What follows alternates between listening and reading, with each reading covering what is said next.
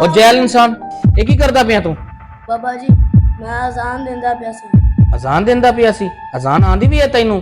ਕਿਸੇ ਨੇ ਤੇਰੇ ਘਰੇ ਤੈਨੂੰ ਅਜ਼ਾਨ ਦੇਣੀ ਸਿਖਾਈ ਹੈ? ਐਵੇਂ ਮੂੰਹ ਚਾਹ ਤੇ ਆ ਜਾਂਦੇ ਨੇ ਅਜ਼ਾਨ ਦੇਵਨ, ਨਾ ਤਰਜ਼ ਆਂਦੀ ਨਾ ਅਜ਼ਾਨ ਦੇਣੀ ਆਂਦੀ। ਦਫਾ ਹੋ ਜਾ ਤੂੰ, ਖਬਰਦਾਰ ਅੱਜ ਤੋਂ ਬਾਅਦ ਅਜ਼ਾਨ ਨਾ ਦੇਵਨ ਆਵੇਂ ਇੱਥੇ, ਮੂੰਹ ਚਾਹ ਤੇ ਆ ਜਾਂਦੇ ਨੇ ਐਵੇਂ।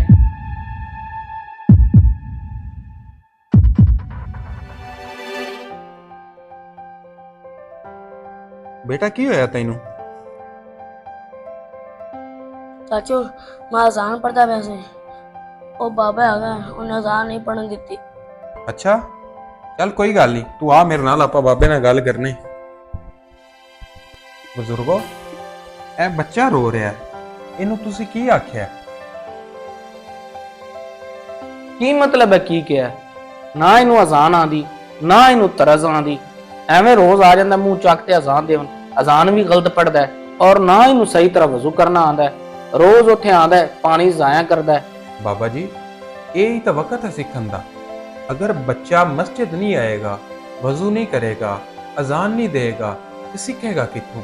तुहाडा भी तो बेटा है, अगर तुहाडे बेटे नाल कोई इहो जिहा रवैया रखे तो तुहानू किहो जिहा लगेगा?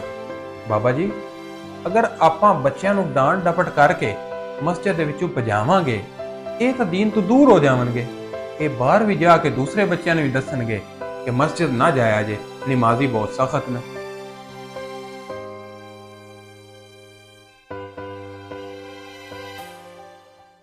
बेटा सब तो पहले हाथ धोने ने।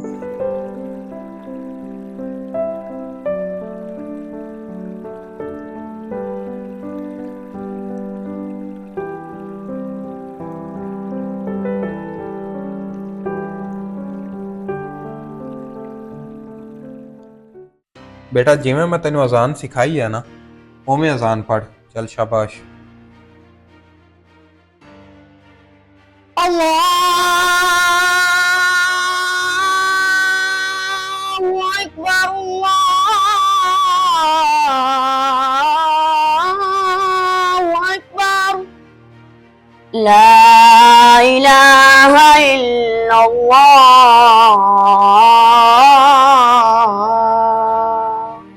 माशाल्लाह बच्चे, जिवें तेनू अजान सिखाई सी ना, तू उवें ही अजान पढ़ी है। शाबाश। ਭਾਈਜਾਨ ਤੁਸੀਂ ਬਿਲਕੁਲ ਸਹੀ ਕਿਹਾ ਸੀ ਕਿ ਮੈਂ ਗਲਤ ਹਾਂ। ਤੁਸੀਂ ਬੱਚੇ ਨੇ ਮੁਹੱਬਤ ਨਾਲ ਸਿਖਾ ਕੇ ਬਹੁਤ ਵੱਡਾ ਕੰਮ ਕੀਤਾ ਹੈ। ਅੱਜ ਤੋਂ ਬਾਅਦ ਮੈਂ ਵੀ ਬੱਚਿਆਂ ਨਾਲ ਮੁਹੱਬਤ ਤੇ ਨਰਮੀ ਨਾਲ ਪੇਸ਼ ਆਵਾਂਗਾ। माशाल्लाह बाबा जी, बड़ी गल है थानू आदी गलती का एहसास हो गया। नाले तुर्की दी एक बड़ी मशहूर कहावत है, अगर मस्जिद दे विच नमाज दे दौरान बच्चों की खेलन की आवाज़ नहीं ना आ रही तो तुहाडा मुस्तकबिल खतरे दे विच है, क्योंकि ये बच्चे अगर अज मस्जिद दे विच नहीं ना आवणगे, ये कल नूं जवान होके भी मस्जिद दे विच नहीं आवणगे। इस वजह तो आपां नूं बच्चों दे नाल नरमी दा मुआमला रखना चाहिए।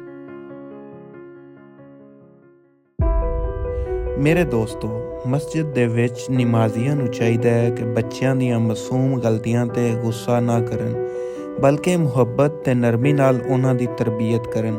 ਇਹੀ ਬੱਚੇ ਕੱਲ੍ਹ ਦੇ ਦੀਨਦਾਰ, ਨਮਾਜ਼ੀ ਤੇ ਨੇਕ ਮੁਆਸ਼ਰੇ ਦਾ ਸਰਮਾਇਆ ਹੈ।